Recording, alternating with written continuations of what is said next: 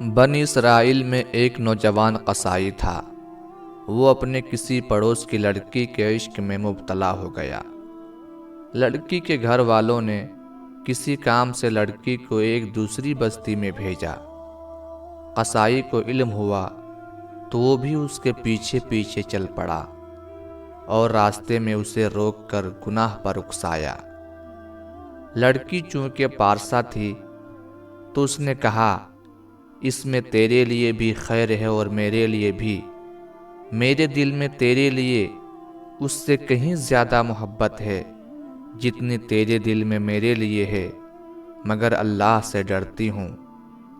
عاشق نوجوان نے کہا، تو اللہ سے ڈرے اور میں نہ ڈروں، یہ کیسے ممکن ہے؟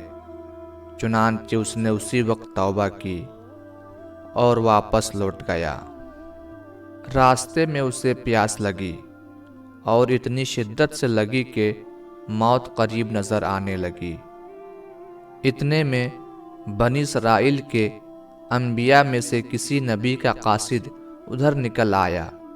اس نے حال دریافت کیا تو پیاس کی شکایت کی۔ قاصد نے کہا، آؤ ہم دونوں مل کر دعا کریں کہ اس گاؤں تک پہنچنے کے عرصے میں ہم برابر سائے میں رہیں۔ قصائی نے کہا، میرے پاس کوئی نیک عمل نہیں ہے جس کے واسطے سے دعا مانگوں، اس لیے تم دعا مانگو۔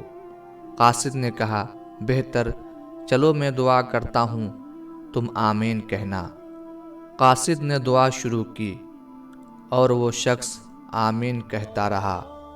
اتنے میں یکایک ایک بادل کا ٹکڑا ان دونوں کے سروں پر آ کر سایہ فگن ہو گیا۔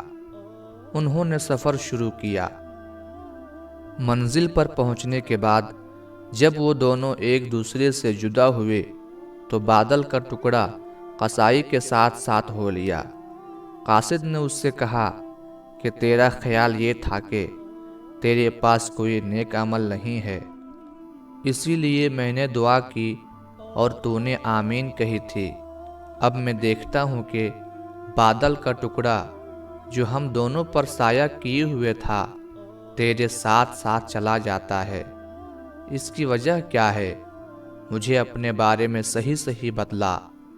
قصائی نے اپنی توبہ کا واقعہ تفصیل سے سنا دیا، جسے سن کر قاصد نے کہا، اللہ تعالیٰ کے نزدیک توبہ کرنے والے کی جو قدر و منزلت ہے وہ کسی دوسرے کی نہیں ہے۔